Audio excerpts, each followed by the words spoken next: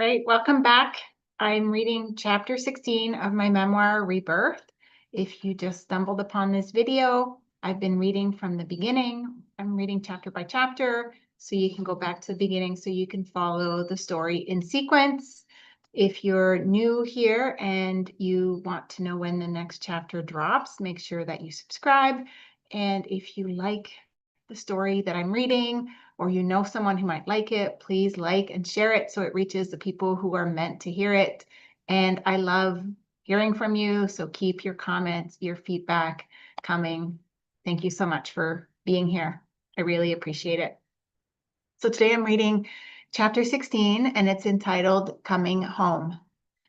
Being home again felt odd. The elation of the ordeal being over was laced with a quiet trepidation. There was something in the air, an energy that lingered.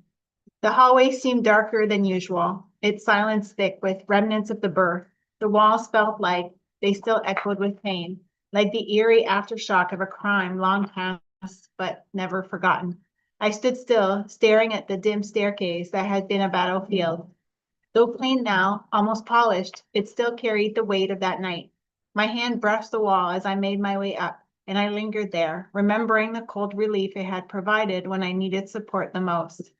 The floorboards creaked beneath me, a shadow of the footsteps that once paced just outside my room while I prepared my engorged body to bring new life into the world. I reached for the railing that had once held me up and squeezed it in recognition, offering silent gratitude. Then, at the sight of my bedroom, all the tension evaporated in one long sigh. A peaceful, almost magical energy took its place. Sunlight spilled across the floor, illuminating the space and making the colors come alive, dancing around the room. The soft, rust-colored microfiber blanket on the bed seemed to glow with a palpable warmth. Everything was clean and perfectly in place, without a wrinkle in sight. Oh, how good it felt to be in my bed at last. Mado placed Evelyn's carrier on the mattress, which would be my new home. My trauma that still clung to the hallway wall slipped out of view, now hiding in the corners of the house. I spent the next few days in bed, admiring the tiny frame beside me, breastfeeding, changing diapers, eating soup, writing scattered diary notes, reminiscing, and when I could summon the strength, sleeping. We were in awe of Evelyn's every gesture, documenting her collage of expressions. We took endless photos of her tiny contortions as she fought to remain in that comfort zone between sleep and wakefulness. I marveled at her instinct to retreat from the bright, cold world outside to the warmth she once knew. I wanted to protect her, and I wondered how my grandmother had ever managed to leave her children behind. She had run away when my mother was still very young, fleeing for her life from an abusive husband. I couldn't fathom the heartbreak of that decision. Even the fear of death didn't seem enough to rationalize abandoning your child. My mother still carried resentment from that abandonment, though she claimed to have forgiven her parents. For reasons I didn't understand, she confided her deepest hurts to me, passing down her wounds like an heirloom, as if I were meant to carry them, and I did, quietly and unknowingly. I didn't have a mother, so I don't know how to be one, she often said, justifying her detachment and unpredictable bursts of anger. It's a legacy of my parents leaving me to fend for myself. She was the eldest of four and still far too young to be burdened with protecting siblings from a life none of them had chosen. I poked my index finger into Evelyn's tiny palm, and her fingers curled tightly around it, undisturbed from her slumber. I sometimes wondered what it would have been like to have a mother who doted on me, supported me, and held me close. Mine kept her distance, and I rarely felt affection from her. I couldn't help but wonder if I would be the same as my mother, if I would one day repeat the same excuses she made. I didn't have a mother, so I don't know how to be one. Then my phone rang. My mother's number flashed on the screen. "Hi, Mom," I said, bringing the phone to my ear. We hadn't spoken since Evelyn's birth. My last memory of her was her voice echoing through the hospital room, jumping up and down, shouting, "It's a girl! It's a girl!" "We're planning a visit," she said, her voice tight, agitated. Then, as if shifting gears, she added more brightly, "You're my new hero." I wanted to believe her, but life had taught me otherwise. She had given birth to 2 children before 18. How could I be her hero? Besides, her voice sounded off. Something felt wrong. I didn't trust her. She had left too many times before, abandoning me for what seemed like trivialities. Was this just another way into my life, only to abandon me again?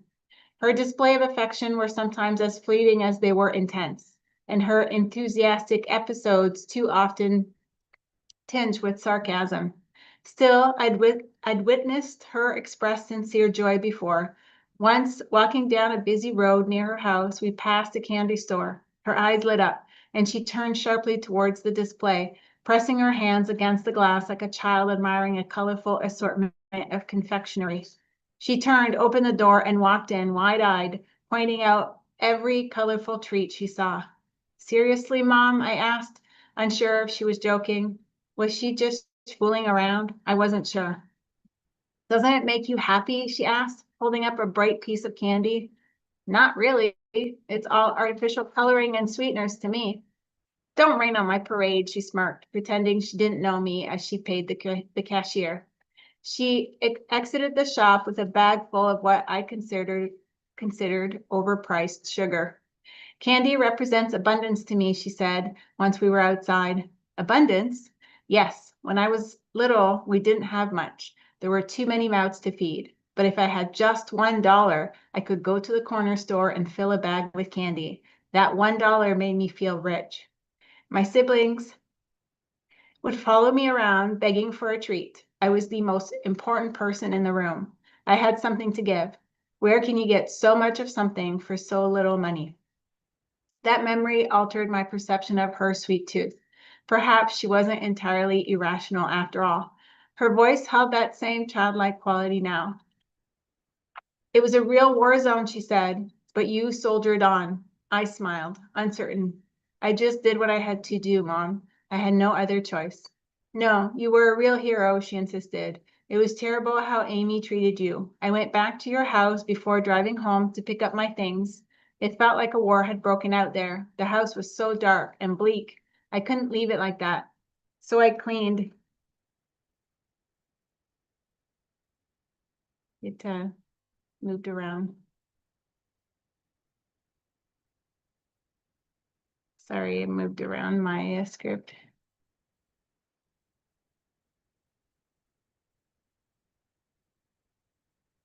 It felt like a war had broken out there. The house was so dark and bleak. I couldn't leave it like that. So I cleaned the towels and your bed sheets. Ah, Mom, thanks, I said, genuinely surprised. You didn't have to do that. So that's why the house was so clean when we returned. She'd done it. I could barely believe it. Maybe it's never too late to be a mother.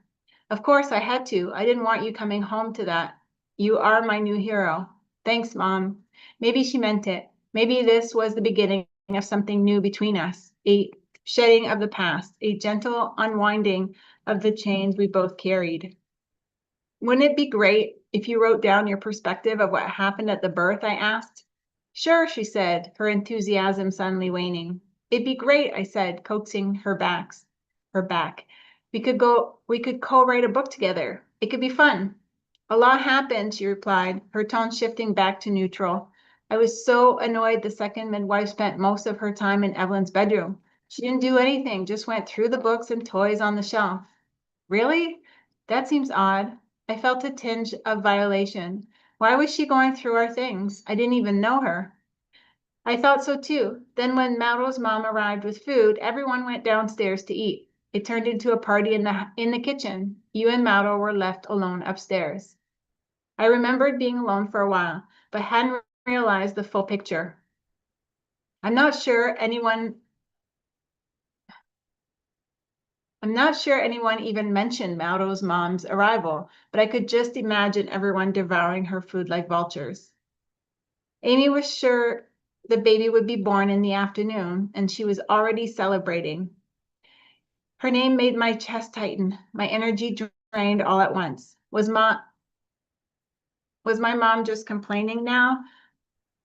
It felt heavy, maybe too heavy.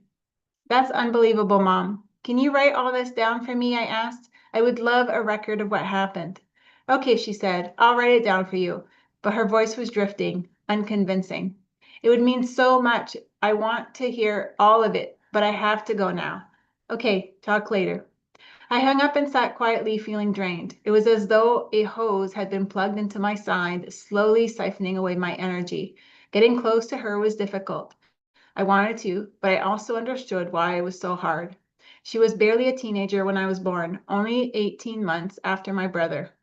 Days after I arrived, my father left her for another woman, and my mom wanted to give me up for adoption. In her eyes, I was the reason he left.